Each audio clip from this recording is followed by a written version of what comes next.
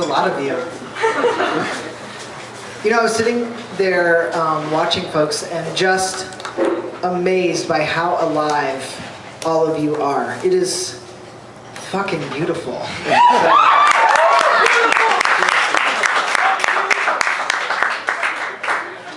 I could cry, and I might. It's okay, crying's not bad. I actually really like that.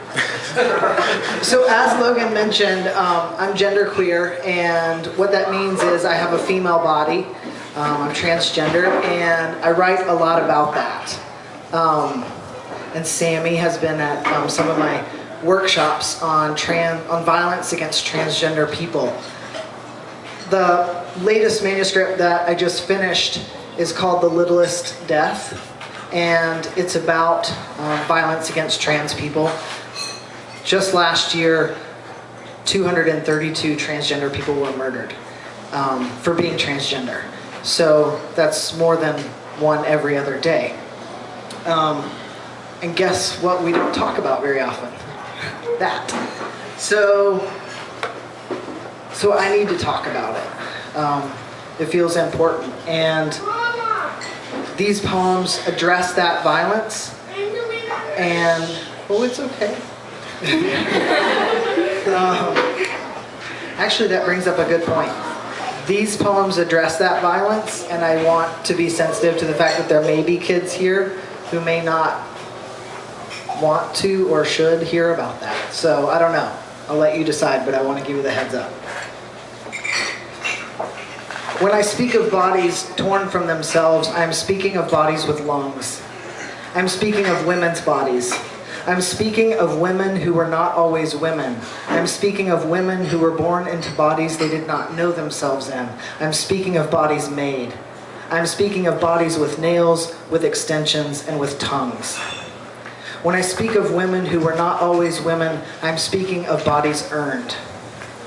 When I speak of bodies torn from themselves, I'm trying not to speak of the 594 bodies like them. Bodies enough to line the road from South Tucson to North Tucson. Bodies that if we line them up from the road from South Tucson to North Tucson and laid them side by side, we would have created for ourselves a veritable red carpet. A red carpet of bodies torn from themselves we could walk on without fear of twisting our tender ankles. But there are too many bodies torn from themselves to hold my speaking. Too many red carpets laid down for us. I'm not speaking of these bodies, for there are too many women, not always women, to comprehend. So that when I speak of the bodies torn from themselves, I'm not speaking of the hundreds of bodies torn from themselves, because there are hundreds I could speak of, but I cannot speak of them. And so now I'm speaking of one. When I speak of women, not always women, I'm speaking of women who once had mothers. I speak of a toothache morning. I speak of a body before sweat glands have developed. I speak of a body before it is inhabited by dreams. It is a necessary fallibility, this comfort. When I speak of necessity, I speak of comfort. I speak of speaking. I speak of saying her name so that she may hear it, even though I know the fact is she will not hear it. I speak of speaking for my own sake.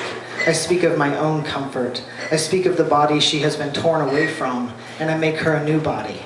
I imagine that by speaking, I make her a new body. I speak her name, and I speak her name, but she has been torn away from herself. I speak now to buffer myself from my own imagination. I speak of Brenda, but I speak now of no one. I speak, and I speak only words.